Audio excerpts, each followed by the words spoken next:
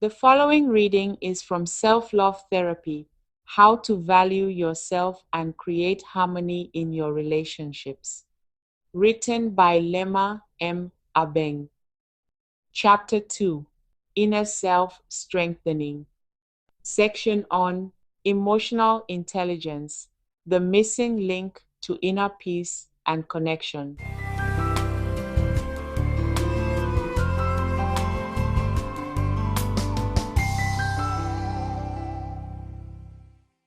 Emotional intelligence, the missing link to inner peace and connection. A woman, Quinta, once confided in me that she seemingly had it all: wealth, recognition, and a stable life.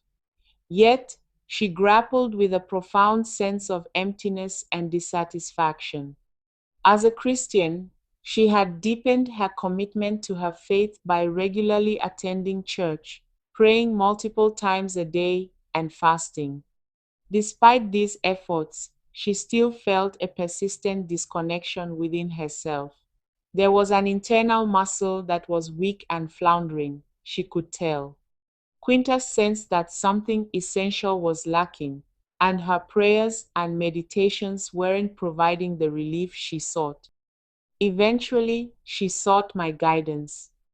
When Quinta came to me for help, it became clear that she was carrying unhealed emotional wounds from her past. These unresolved emotions were quietly influencing her present, especially her closest relationships, which were deteriorating. Though she had tried to move on from certain past traumas, the emotional residue remained, weakening internal muscles that she could no longer ignore. I introduced Quinta to the concept of emotional intelligence, EI, which is the ability to recognize, understand, and manage our emotions in a healthy way. Emotional intelligence not only enhances our relationship with ourselves, but also equips us to connect more meaningfully with others and navigate life with maturity, empathy, and balance. The power of choice in emotional growth. People generally fall into two categories when facing emotional discomfort. 1. Those who choose to resist introspection. These individuals continue their routines, masking their emotional pain with busyness, religious rituals, or external accomplishments. They may never pause to explore the deeper layers of their inner lives, choosing instead to function rather than thrive. 2. Those who explore deeper. Others, like Quinta, respond to an inner nudge, a quiet voice telling them that something deeper needs remediation. They are willing to look within, even when it's uncomfortable, recognizing that true peace requires more than surface level fixes. How people manage emotions. Everyone responds to emotional challenges differently. Some confront it, others avoid or suppress it. The bottom line is, in general, our natural instinct is self-protection, and this leads many to adopt common but unhealthy emotional coping strategies, such as 1. Suppression. When faced with emotional difficulties, some individuals act unaffected. They prefer to process life's events intellectually or rationally, finding it challenging to engage with their emotional side. By intellectualizing or rationalizing events, they keep emotions at bay. Over time, their feelings become muted, buried beneath a facade of composure. 2. Avoidance. Others go out of their way to avoid emotional confrontation or examination, immersing themselves in work, religious activities, or feel-good motivational messages.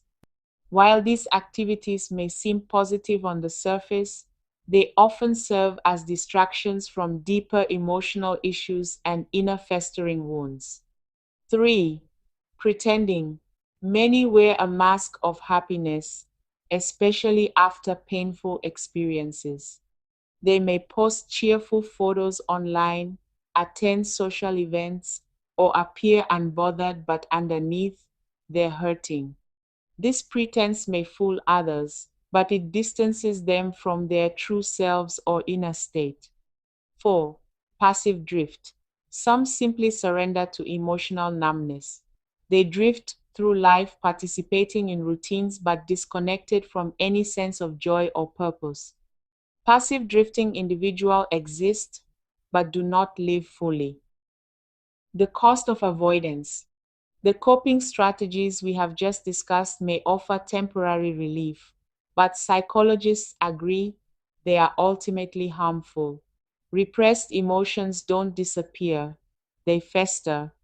Like untreated wounds, they eventually manifest in toxic behaviors, strained relationships, and even physical or mental illness.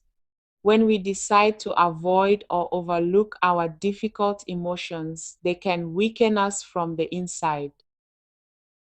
Problems caused by unaddressed, unhealthy emotions are caustic, debilitating, and injurious for both the person suffering and those around them.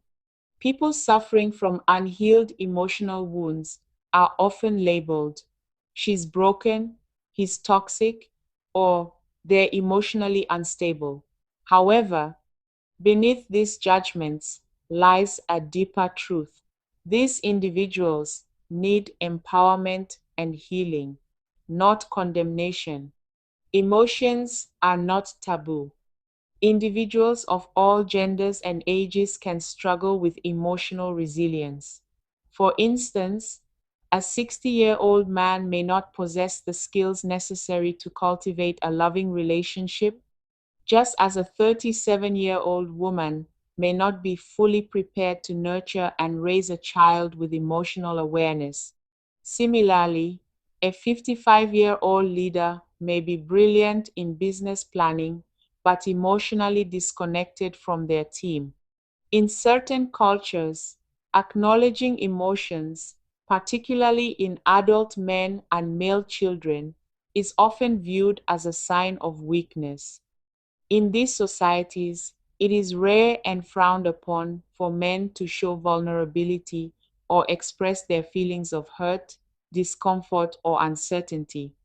Consequently, men in such environments tend to suppress their feelings and adopt stoic, tough guy personas. This can lead to a lack of empathy and disregard for other people's emotions. Likewise, women in some cultures are expected to embody strength and bravely shoulder their responsibilities, often suppressing any signs of fatigue or deficiency.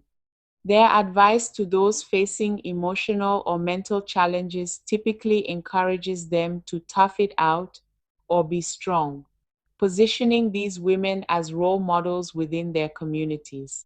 While these can prove to be encouraging phrases, they fail to address underlying emotional and mental issues and experiences. Age is merely a number. One of the most surprising realizations I've had in adulthood is that emotional intelligence does not necessarily correlate with age. Many adults struggle to effectively manage their emotions, which can lead to negative interactions with others.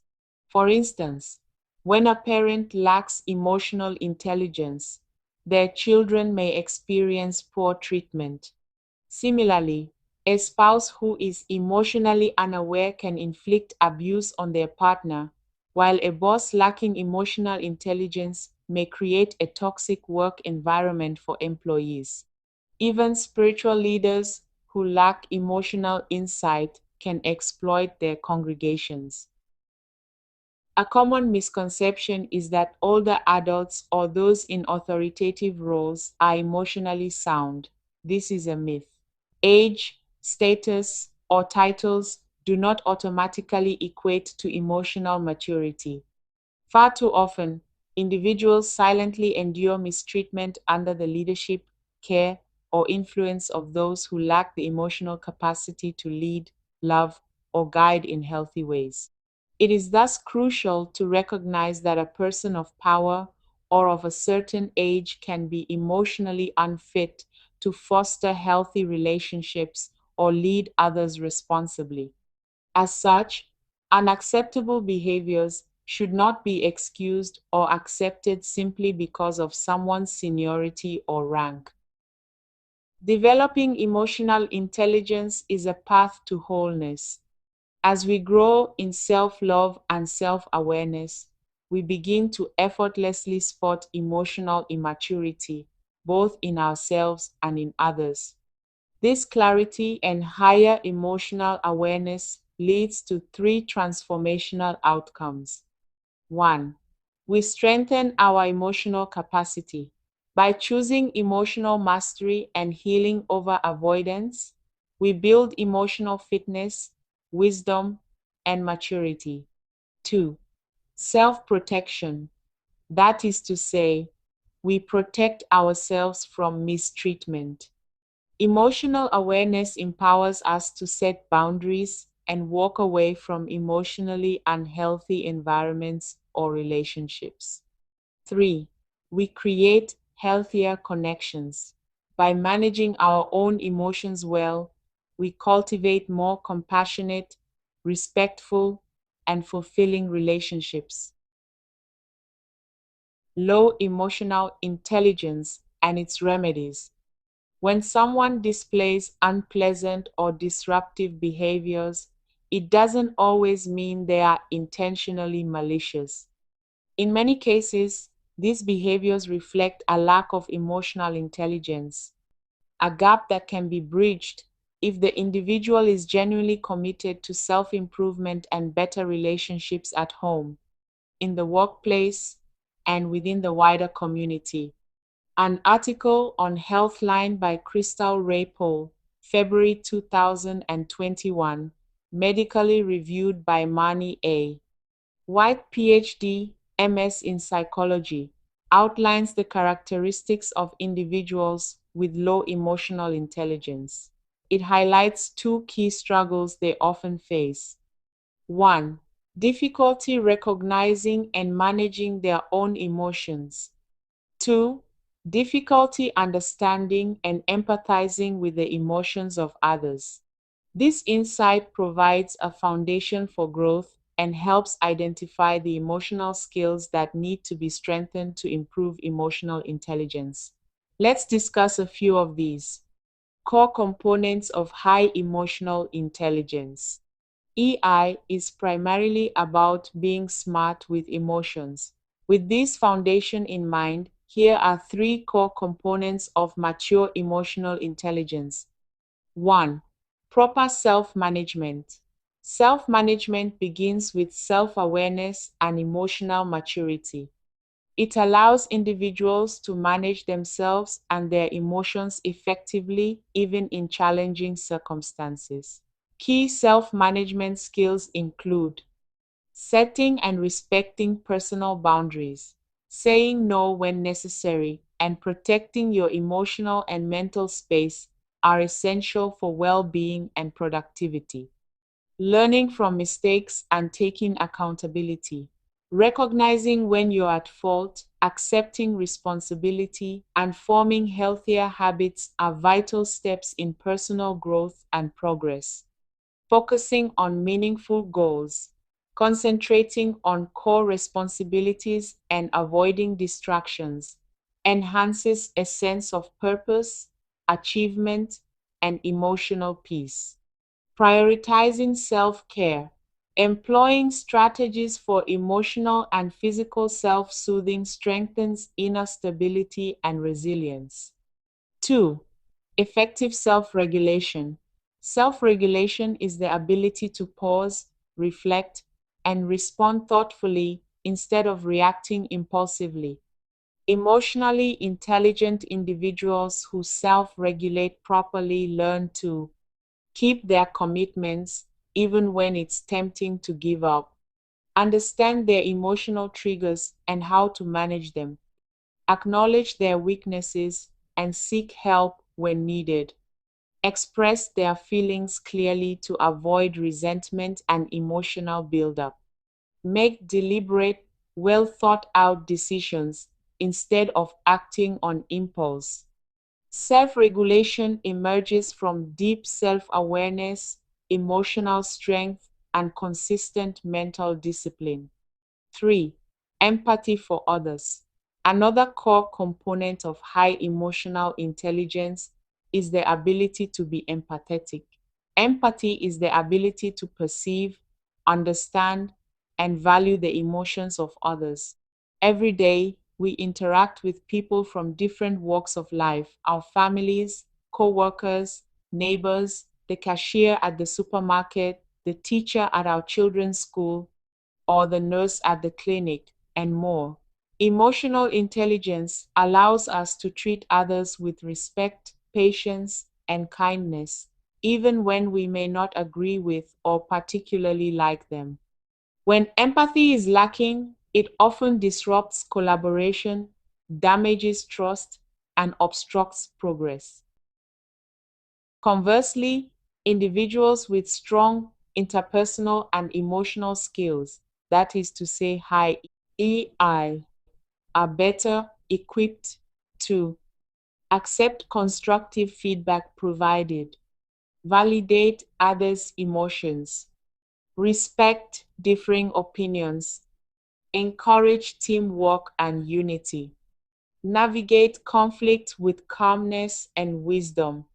These abilities help foster healthier, more productive relationships and environments. Becoming emotionally fortified. Just as athletes build physical strength to increase stamina and performance, emotional strength must also be developed and maintained to ensure personal and relational well-being. In times of adversity such as job loss, business failure, mistreatment, or the end of a relationship, an emotionally fortified person can process their stress, grief, and disappointment without becoming consumed by it.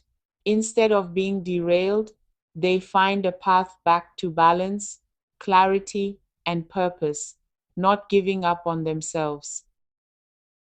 A call to reflect and grow. Even if we excel in certain areas of life, it's wise to acknowledge the need for emotional growth in other areas.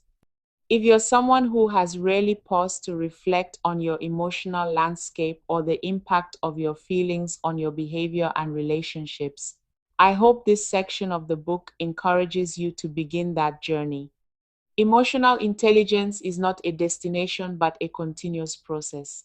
We are all works in progress, and in that truth lies our greatest opportunity for healing, growth, and connection. Thank you for listening. Please be sure to subscribe to the channel, like the video, leave a comment, and share with others. See you again next time.